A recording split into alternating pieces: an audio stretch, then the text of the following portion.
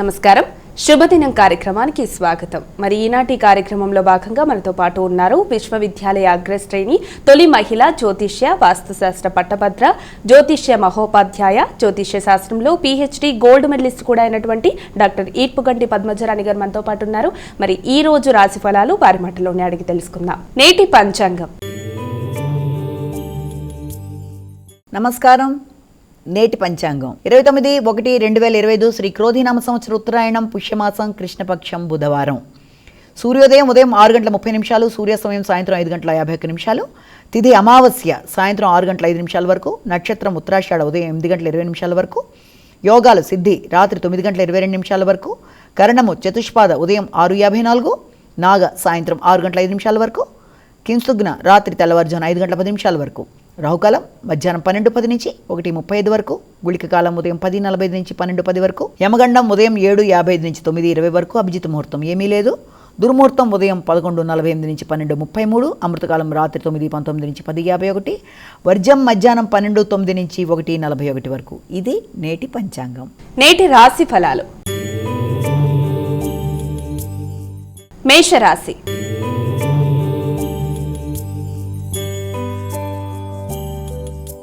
అమ్మాయిక మొదటి రాశి అయినటువంటి మేషరాశి వారికి నేటి రాశి ఫలితాలు ఏ విధంగా ఉన్నాయి? మేషరాశిలోకి వచ్చే నక్షత్రాలు అశ్విని, భరణి, కృత్తిక 1వ పాదం.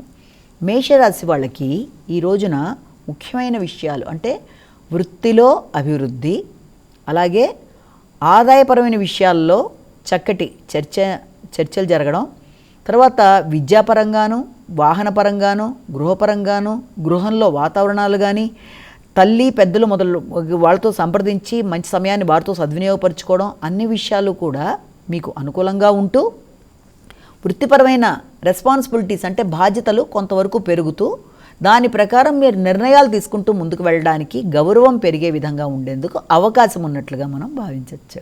వృషభ రాశి.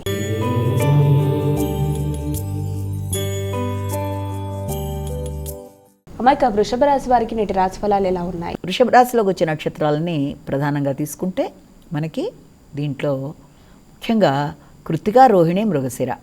వృషభ రాశి వాళ్ళకి విద్యార్థులకి విద్యాపరమైన విషయాల్లో దూర ప్రదేశాలలో అవకాశాలు, పుణ్యబలం పెరిగే విధంగా కృషి చేయడం, ఆధ్యాత్మిక ఆలోచనలు, పెద్దలకి ఆధ్యాత్మిక ప్రయాణాలు, అలాగే దైవబలాన్ని పెంచుకునే విధంగా కృషి చేయడం, మిత్రులతో కలిసి ఆధ్యాత్మిక ప్రదేశాలు చూసి రావడానికి మీరు ప్రయత్నం చేయడం, సోషల్ మీడియాలో దానికి సంబంధించి మీరు చక్కగా ముందుకు వెళ్ళడం మొదలైన వాటికి ఆస్కారం. మిథున రాశి.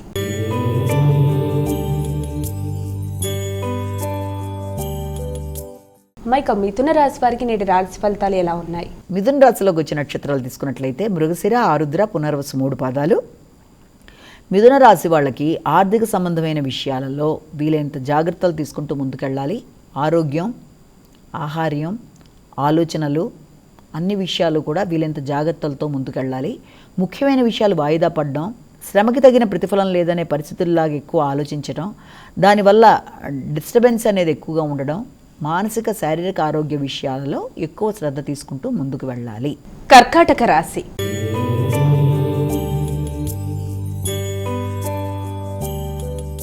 అమ్మాయిక కర్కాటక రాశి వారికి ఈరోజు ఎలా ఉంది? కర్కాటక రాశిలోకి వచ్చే నక్షత్రాలను తీసుకున్నట్లయితే మనకి పునర్వసు 4వ పాదం, పుష్యమి 4 పాదాలు, ఆశ్లేష 4 పాదాలు.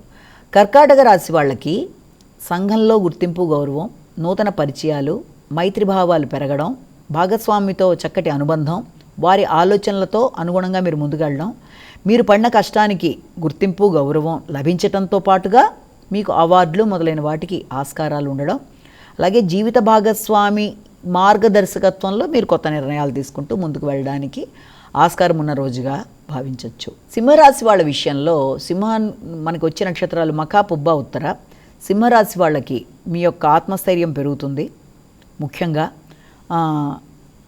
ఉన్నత స్థాయి వ్యక్తులతో సంప్రదించి సలహాలు తీసుకుంటూ మీ యొక్క వృత్తిపరమైన విషయాలలో ముందుకు వెళ్ళడానికి మీరు చేసే కార్యక్రమాలు, అలాగే దాంతోపాటుగా కుటుంబ వ్యవహారాలకు సంబంధించిన విషయాలు, న్యాయపరమైన విషయాల కోసం మీరు పెద్దల్ని సంప్రదించి వారి యొక్క నిర్ణయాలు తీసుకోవడం, దాంతోపాటుగా పేరు పొందిన వ్యక్తులు అంటే ఉన్నత స్థాయి వ్యక్తులతో సంప్రదించి కొన్ని ముఖ్యమైన నిర్ణయాలు తీసుకుంటూ అది కూడా వీలైనంత వరకు వృత్తికి సంబంధించి ముందుకు వెళ్ళడం, అలాగే ఆరోగ్య విషయంలో వైద్యులను సంప్రదించడం మొదలైన వాటికి ఆస్కారం ఉన్న రోజుగా భావించవచ్చు. కన్యా రాశి.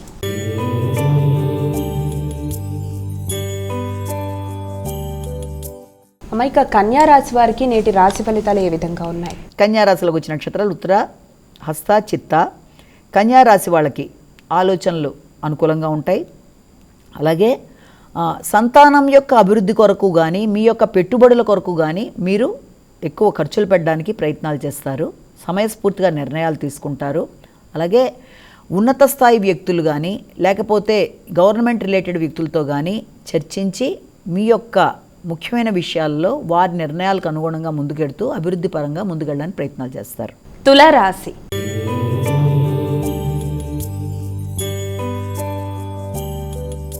అమ్మాయిక తులారాశి వారికి ఈరోజు ఏ విధంగా ఉంది? తులారాశిలోకి వచ్చిన నక్షత్రాలు చిత్త, స్వాతి, విశాఖ 3 పాదాలు.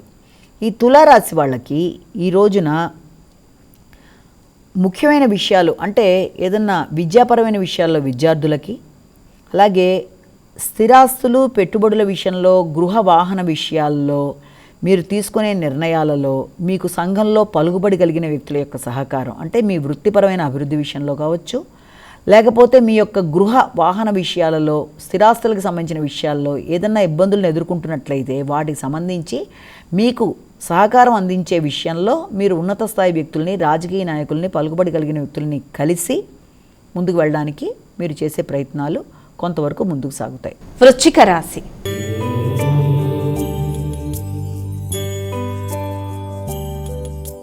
మైక తదుపరి రాశి అయినటువంటి వృశ్చిక రాశి వారికి ఈరోజు ఎలా ఉంది? వృశ్చిక రాశిలోకి వచ్చే నక్షత్రాలను ప్రధానంగా మనం తీసుకున్నట్లయితే ఈ యొక్క విశాఖ, అనురాధ, జ్యేష్ఠ.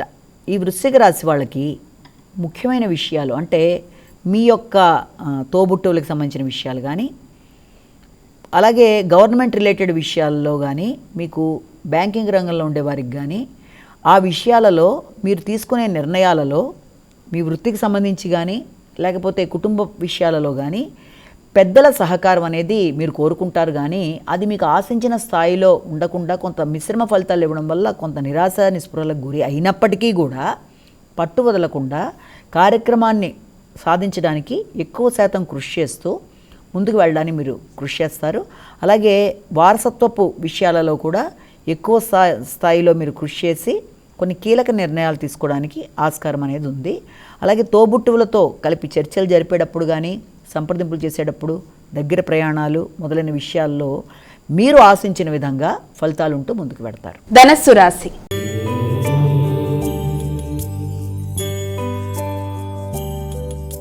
అమ్మాయిక తదుపరి రాశి అయినటువంటి ధనస్సు రాశి వారికి నేటి రాశి ఫలాలు ఎలా ఉన్నాయి? ధనస్సు రాశిలోకి వచ్చిన నక్షత్రాలు మూల, పూర్వాషాఢ, ఉత్తరాషాఢ 1వ పాదం. ధనస్సు రాశి వాళ్ళకి ఈ రోజున ఆర్థిక సంబంధమైన విషయాలు, ముఖ్యంగా ఆర్థికమైన విషయాలలో మీ యొక్క వృత్తికి సంబంధించిన ఆదాయానికి సంబంధించిన విషయాల్లో కానీ, లేకపోతే మీ యొక్క తండ్రి గారి యొక్క ఆశీస్సులతో రావలసిన ధనాల విషయంలో, జీవిత భాగస్వామి యొక్క అభివృద్ధికి సంబంధించిన విషయాలలో మొదలైన విషయాలలో ఈ రోజున చర్చలు జరపడం, ఆర్థిక సంబంధమైన విషయాలు అన్నీ కూడా ఒక చక్కటి ప్రణాళిక వేసుకుంటూ ముందుకు వెళ్ళడం, ముఖ్యంగా ఎవరికన్నా మీరు మాట ఇచ్చినట్లయితే ఆ వాగ్దానాలు నిలబెట్టుకోవడానికి ఆ విషయంలో మీరు భాగస్వామిని, తండ్రిని సంప్రదించి కొన్ని నిర్ణయాలు తీసుకుంటూ ముందుకు వెళ్ళడానికి చేసే ప్రయత్నాలు మొదలైనవన్నీ కూడా ఈ రోజున ముందుకు సాగడానికి ఆస్కారం అనేది ఉంది. కానీ ఏదైనప్పటికీ తొందరగా నిర్ణయంతో వెంటనే సమాధానం చెప్పి ఘర్షణ రాకుండా ఆలోచించి మాటలతో ఇబ్బంది లేకుండా చాకచక్యంగా వ్యవహరించి ముందుకు వెళ్ళడానికి అవకాశమే ఎక్కువ ఉంది. మకర రాశి.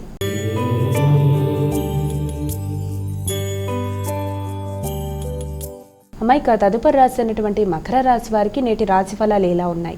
మకర రాశిలోకి వచ్చే నక్షత్రాలు తీసుకున్నట్లయితే ఉత్తరాషాఢ, శ్రవణం, ధనిష్ట.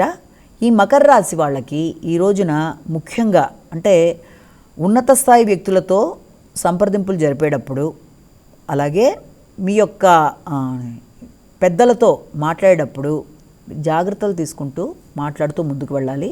గవర్నమెంట్ అధికారులతో ఏదన్నా పని కావాలి అనుకున్నప్పుడు నిదానంగా వ్యవహరించి దాన్ని పొందే విధంగా మీరు ప్రయత్నాలు చేస్తూ ముందుకు వెళ్ళవలసిన అవసరమైతే కనబడుతోంది. అలాగే జీవిత భాగస్వామికి అభివృద్ధికి సంబంధించిన విషయాలు కొన్ని వినడం, అలాగే వారి యొక్క వృత్తిపరమైన చేంజెస్ అంటే స్థానచలనాలకు కూడా అవకాశాలు కనబడుతున్నాయి. కుంభరాశి.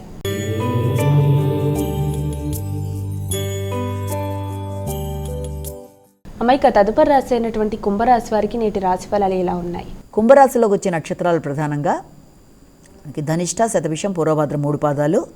వీరికి నూతన పెట్టుబడుల కొరకు చేసే ప్రయత్నాలు, కొత్త వ్యక్తుల్ని సంప్రదించి నిర్ణయాలు తీసుకోవడం, పడిన శ్రమ అధికంగా ఉన్నా దానికి సంబంధించి అవకాశాలు అయితే కనబడడం, అంటే స్థానచలనానికి అవకాశం. స్థానచలనంతో పాటుగా మీరు తీసుకునే నిర్ణయాలు, అంటే కొత్త వృత్తి కోసం కొత్త సంస్థకి మారడానికి మీకు ఎదురవుతున్న అనుభవాల రీత్యా 1-4 సార్లు ఆలోచించి సంఘంలో పలుకుబడి కలిగిన వ్యక్తుల్ని మరొకసారి సంప్రదించి మీడియా మొదలైన మారే వ్యక్తులకు కూడా ఇది కొంతవరకు అనుకూలమైన సమయమైనా మారుతున్న సంస్థ కొరకు మీరు చేసే ప్రయత్నాల వల్ల ప్రస్తుతం చేస్తున్న సంస్థలో అధికారులతో ఇబ్బందులు రాకుండా జాగ్రత్తలు తీసుకుంటూ ముందుకెళ్ళాలి. మీనరాశి.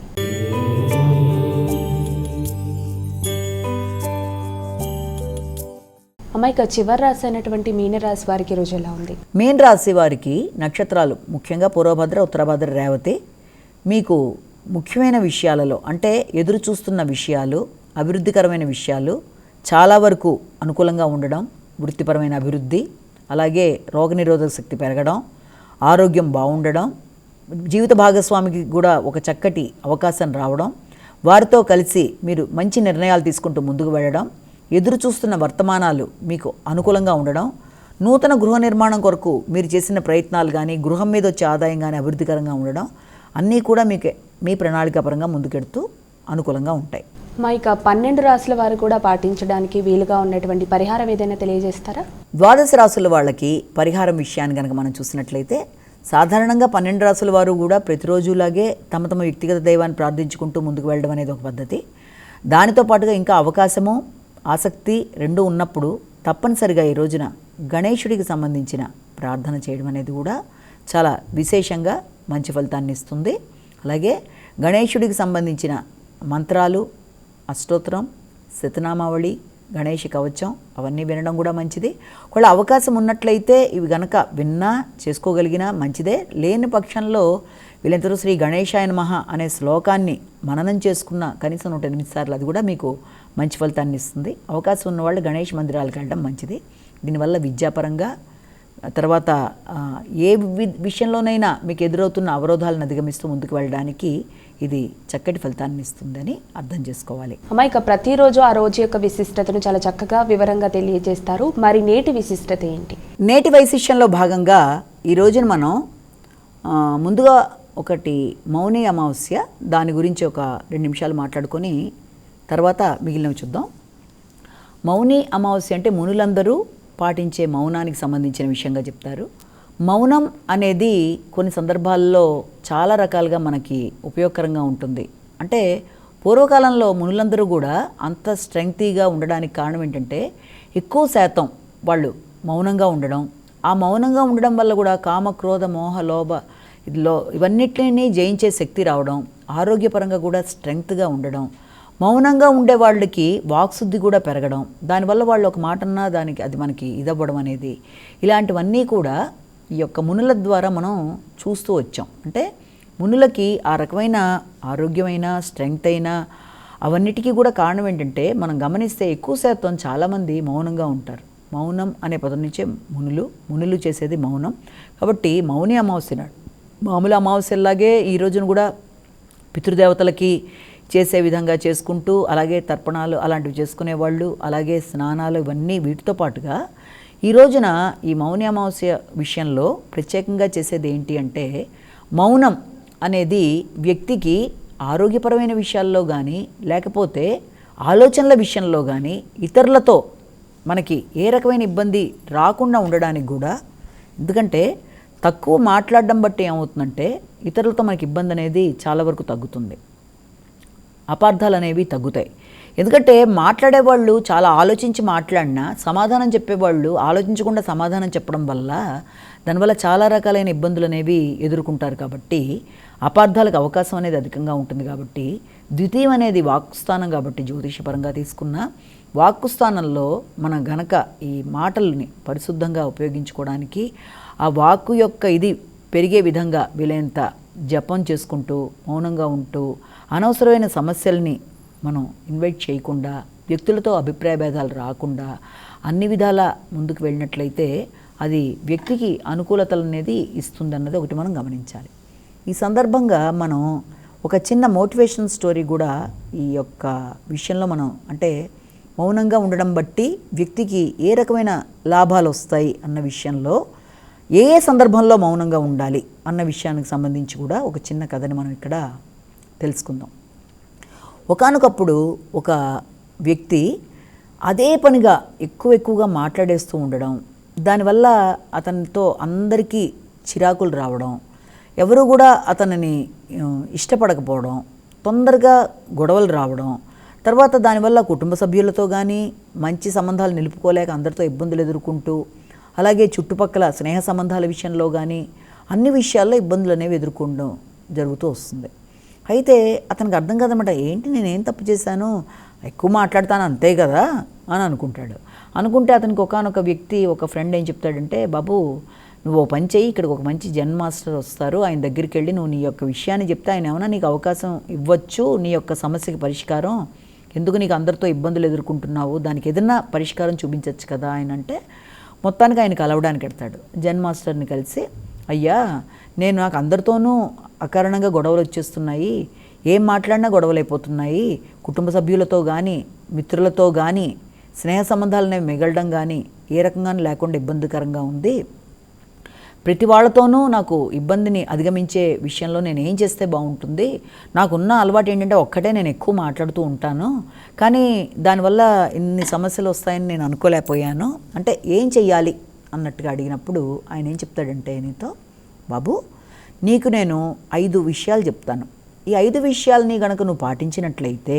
ఏ ఏ సందర్భాల్లో నువ్వు మౌనంగా ఉంటే నీకు బాగుంటుంది అన్నది ఫస్ట్ దీని ద్వారా నువ్వు తెలుసుకున్నట్లయితే తప్పనిసరిగా దాని ప్రకారం నువ్వు ముందుకు వెళ్తే నీకు అన్ని విధాలుగా కూడా బాగుంటుందని చెప్తాడు ఆయన. ఏమిటంటే 5 విషయాలు అని అడుగుతాడు అతను. అడిగితే ఏం లేదు బాబు, మొట్టమొదట కోపంగా ఉన్నప్పుడు నువ్వు మాట్లాడద్దు. కోపంగా ఉన్నప్పుడు కనుక నువ్వు మాట్లాడితే నీకు నీ మాటల మీద నీకు ఆ గ్రిప్ ఉండదు, అంటే ఏం మాట్లాడుతున్నావో నీకు తెలియపోవడం, లేకపోతే నీ మాటలు నిన్ను నియంత్రిస్తాయి, నువ్వు నీ మాటలను నియంత్రించే విషయంలో ఉండాలి తప్ప నీ మాటలు నిన్ను నియంత్రించి ఏ కోపంలో ముందు వెనక ఆలోచించకుండా మాట్లాడడం బట్టి సంబంధ బాంధవ్యాలు తగ్గిపోతాయి, వ్యక్తులతో అభిప్రాయ భేదాలు వస్తాయి, అన్ని విధాలుగా కూడా వ్యక్తులు మనకి దూరం అయిపోవడం అనేది జరుగుతుంది. కాబట్టి కోపం ఎక్కువగా ఉన్నప్పుడు అసలు నువ్వు ఏ రకంగానూ మాట్లాడకుండా వీలైనంత మౌనంగా ఉంటూ ఏ మాటకి ఏ అర్థం వస్తుందో తెలియని పరిస్థితులు ఉంటాయి, కాబట్టి జాగ్రత్తగా మసలుకుంటూ వీలైనంత మౌనంగా ఉన్నట్లయితే కోపం తగ్గేదాకా, అప్పుడు నీకు ఏ రకమైన సమస్యలైనా తగ్గిన తర్వాత నువ్వు ఆలోచించుకుంటే చాలా వరకు తేడా నీకు కనబడుతుంది. కోపంగా ఉన్నప్పుడు ఒకరితో మాట్లాడడం, ఒకరికి సలహా ఇవ్వడం, ఒకరితో కలవడం, మాటకి మాట అనడం, ఆ మాటలు నేను నియంత్రించడం, ఇలాంటి వాటికి దూరంగా ఉండడానికి మొదటి ప్రయత్నంగా కోపం ఉన్నప్పుడు సైలెంట్గా ఉండాలి. అలాగే ఇక రెండోది వచ్చేటప్పటికి ఏదైనా విషయం గురించి పూర్తిగా తెలియకుండా సగం ఇన్ఫర్మేషన్తో నీకే తెలుసన్నట్టుగా నువ్వు మాట్లాడడం బట్టి కూడా నిజంగా దాని మీద పూర్తిగా తెలిసిన వ్యక్తులు ఎవరన్నా ఉంటే వాళ్ళ ముందు నువ్వు కొంత చులకనయ్యే అవకాశం ఉంది, వారి యొక్క సహకారం కూడా నీకు తగ్గుతుంది. కాబట్టి వీలైనంతవరకు ఏదైనా విషయంలో పూర్తిగా తెలిసి దాని గురించి మాట్లాడి అందంగా అందరినీ ఆకర్షించుకున్నట్లయితే సమస్య ఉండదు. తెలియదు అనుకున్నప్పుడు నువ్వు దాని గురించి వీలైనంతవరకు మాట్లాడకుండా ఉండడమే మంచిది. దానివల్ల తెలిసిన వ్యక్తులు నిన్ను తగ్గించే అవకాశం ఉంది కనుక వారి సహకారం తగ్గుతుంది కనుక ఇది రెండోది, అంటే పూర్తిగా తెలియకుండా ఏ విషయం గురించి మాట్లాడద్దు. ఇక మూడోది వచ్చేటప్పటికి నీకు ఈ యొక్క పూర్తిగా తెలియకుండా మాట్లాడడం మాత్రమే కాకుండా నీకు డౌట్ ఉన్న విషయం గురించి నువ్వు మాట్లాడకు. అంటే డౌట్ ఉండడం అంటే ఎవరో ఏదో చెప్తారు నీకు, ఆ విషయం వినేసి నీ పూర్తిగా దాని గురించి ఐడియా లేకపోయినా అది ఒక రూమర్ కావచ్చు, లేకపోతే ఒక వ్యక్తి గురించిన కామెంట్ కావచ్చు, అది ఎవరో ఏదో డౌట్ఫుల్గా చెప్పిన దాన్ని కూడా నీకు పూర్తిగా తెలుసన్నట్టుగా నువ్వు దాన్ని ఎక్స్టెండ్ చేసి నలుగురికి చెప్పడం బట్టి అందరిలో కూడా అది ఇబ్బంది అవుతుంది, అది కరెక్ట్ కాదు. కాబట్టి పూర్తిగా నువ్వు చూడండి, నువ్వు విననిది, నీకు తెలియంది, నువ్వు ఫేస్ చేయని దాని గురించి ఎవరో చెప్పిన విషయాన్ని నువ్వు దాన్ని పట్టుకొని అదే నీకు తెలిసినట్టుగా నువ్వు దాన్ని ఇంకా ఎక్స్టెండ్ చేసినట్టుగా మాట్లాడడం బట్టి కూడా వ్యక్తులతో అభిప్రాయ భేదాలు, అపార్థాలు, సంబంధాలు దెబ్బతినడం, వాళ్ళు దూరం అవ్వడం జరుగుతుంది. కాబట్టి ఈ విషయంలో నువ్వు జాగ్రత్తగా ఉండాలి. అలాగే ఇక 4వ విషయం వచ్చేటప్పటికి, ఎవరన్నా వ్యక్తి నిన్ను నమ్మి తన సమస్యల్ని నీకు షేర్ చేసినప్పుడు నువ్వు ఆ విషయాల్ని ఇంకొకరి దగ్గర మాట్లాడకుండా మౌనంగా వినాలి. 4వ టైంలో ఎక్కడ నువ్వు సైలెంట్గా ఉండాలంటే, ఇతరులు తమ సమస్యను నీకు చెప్తున్నప్పుడు, ఎందుకు వాళ్ళు నీకు చెప్తున్నారు? నిన్ను నమ్మి చెప్తున్నారు. వాళ్ళు ఒక వినే వ్యక్తి కావాలని నీకు చెప్తున్నారు తప్ప ఇతరుల జడ్జిమెంట్ కోసమో ఇతరుల డెసిషన్ కోసం వాళ్ళు చెప్పట్లా. వాళ్ళు పడ్డ బాధ, వాళ్ళు ఎదుర్కొంటున్న సమస్య, అది అవుటింగ్ కోసం చెప్తున్నారు. అది వినే పెద్ద మనసు నీకు ఉంది అనుకుని నీకు చెప్తున్నప్పుడు నువ్వు దాన్ని పేషెన్స్గా వినడం వల్ల వాళ్ళ యొక్క బాధ బయటకు వచ్చేస్తుంది. కాబట్టి వాళ్ళు రిలాక్స్ అవుతారు. కనుక దానికి నీ దగ్గర వాళ్ళు చెప్తున్నప్పుడు ఆ సమయంలో నువ్వు పేషెన్స్గా వినడం వల్ల వాళ్ళ బాధని తీసేసిన వాడు అవుతావు. కనుక ఆ సందర్భంలో నువ్వు కామ్గా ఉండాలి, కానీ ఆ సైలెంట్గా ఉండే సందర్భంలో నువ్వు మాట్లాడకూడదు. అంటే ఇతరులు తమ బాధని నీకు షేర్ చేస్తున్నప్పుడు నువ్వు సైలెంట్గా ఉండాలి అన్నది ఒకటి చెప్తాడు ఆయన. ఇక ఫైనల్గా ఏంటంటే, ఇతరులు నిన్ను కావాలని విమర్శించేటప్పుడు కానీ ఇబ్బంది పెడుతున్నప్పుడు కానీ, అంటే నీ మీద కామెంట్లు చేస్తూ నిన్ను వాళ్ళు ఏదన్నా అపహాస్యం చేస్తున్నప్పుడు కూడా నువ్వు మౌనంగా ఉండాలి. ఎందుకంటే వాళ్ళ ఉద్దేశమే నిన్ను అపహాస్యం చేస్తే నువ్వు సమాధానం చెప్పాలి, నువ్వు ఫ్రస్ట్రేషన్లోకి వెళ్ళాలి, నిన్ను బాధ పెట్టాలి అని వాళ్ళు అంటున్నప్పుడు సమాధానంగా నువ్వు మాట్లాడి ఇంకా సమస్యని పెంచుకునే కన్నా నువ్వు నాకు అన్నీ తెలుసు అన్నట్టుగా ఒక చిన్న చిరునవ్వు నవ్వి అక్కడి నుంచి వెళ్ళిపోతే, వాళ్ళు ఏ విధానంలో నిన్ను రెచ్చగొట్టి నిన్ను బాధ పెట్టాలనుకుంటున్నారో అది వాళ్ళు అనుకున్నది జరగలేదు అక్కడ. కానీ నువ్వు ఎప్పుడైతే సమాధానం చెప్తావో దానికి వాళ్ళకి అవకాశం దొరుకుతుంది. కాబట్టి ఇంకా నేను రెచ్చగొడతారు. కాబట్టి అది నిన్ను కానీ, నీ యొక్క డ్రెస్సింగ్ కానీ, నీ హావభావాలు కానీ, లేకపోతే నువ్వు ఎదుగుతున్నావు ఉన్న కక్షతో కానీ ఎవరన్నా వ్యక్తులు నిన్ను ఇన్సల్టింగ్గా మాట్లాడినా, లేకపోతే రెచ్చగొడుతున్నట్టు మాట్లాడినా, నిన్ను పరిహాసం చేసినా, వెటకారంలా మాట్లాడినా దానికి సమాధానం చెప్పకుండా మౌనంగా ఉండాలి. దాన్ని అధిగమించే విధంగా ఉండాలి. అప్పుడే నీ విలువ పెరుగుతుంది, నీ డిగ్నిటీ తెలుస్తుంది, నీ గౌరవం పెరుగుతుంది. అన్నవాళ్లే రేపు పొద్దున అయ్యో ఎందుకు అన్నావా, అనవసరంగా అని ఇన్సల్టింగ్గా మాట్లాడామని వాళ్ళకి తెలిసి వస్తుంది. కనుక 5 సందర్భాల్లో నువ్వు మౌనంగా ఉన్నప్పుడు నీకు సమస్యలు అనేవి దాదాపుగా ఏముండవు నీకు అన్నట్టుగా ఆయన చెప్పి కొంతసేపు మౌనంగా అయిపోతాడు. అప్పుడు అతను అనుకుంటాడు అనమాట, అవును కదా, ఈ 5 నేను పాటించాలి అని. అంటే దీన్ని బట్టి మనం ఏం తెలుసుకోవాలంటే, మౌనం అనేది ఎక్కడెక్కడ వాడాలి అంటే, ఈ 5 సందర్భాల్లో మనం విన్నట్టుగానే ఉండడం బట్టి మన వ్యక్తిత్వం, మన గౌరవం మొదలైన వాటిని ఇబ్బంది పెట్టడానికి, పరిహసించడానికి, లేకపోయినా ఏదో రకంగా బాధ పెట్టడానికి కొందరు వ్యక్తులు ప్రయత్నాలు చేస్తున్నప్పుడు దానికి రెస్పాండ్ అవ్వడం వాడికి అవకాశం ఇచ్చిన వాళ్ళు అవుతారు. కాబట్టి అలాంటి సందర్భాల్లో కానీ ఎవరన్నా తమ కష్టాన్ని చెప్పినప్పుడు దాంట్లో అంతా మనకి తెలుసు అనుకుని దానికి సమాధానం మనం చెప్పడం కాకుండా, వాళ్ళ బాధని మనం షేర్ చేస్తున్నారు కాబట్టి మనతో మనం మౌనంగా విని మన యొక్క హెల్పింగ్ హ్యాండ్లో వాళ్ళకి అందించడం కానీ, అలాగే దాంతోపాటుగా కోపంగా ఉన్నప్పుడు నిర్ణయాలు తీసుకొని మనం ఏది పడితే అది మాట్లాడడం బట్టి సంబంధ బాంధవ్యాలు దెబ్బతింటాయి. కాబట్టి అక్కడ జాగ్రత్తగా ఉండడం కానీ, మనకి తెలియని విషయం గురించి కొంత తెలిసిన దానికి 10 రకాలుగా దాన్ని ఎక్స్టెండ్ చేసి మాట్లాడి అనవసరమైన ఇబ్బందుల్లోకి వెళ్లకుండా ఉండడం, అలాగే కావాలని ఇబ్బంది పెట్టే వ్యక్తులకి రెస్పాండ్ అవ్వడం, ఇవేమీ లేకుండా వీలైనంతవరకు తక్కువ మాట్లాడుతూ ఎక్కువ గ్రహిస్తూ ఎదుటి వ్యక్తికి గౌరవం ఇస్తూ ఆ గౌరవాన్ని పొందుతూ డిగ్నిటీని పెంచుకుంటూ వ్యక్తులతో ఎలాంటి భేదాభిప్రాయాలు లేకుండా వ్యక్తిగత ఇబ్బందులు కలగకుండా జాగ్రత్తగా మౌనంగా వెళ్ళడం బట్టి ఆరోగ్యం బాగుంటుంది. దానివల్ల ఇరిటేషన్స్ తగ్గుతాయి.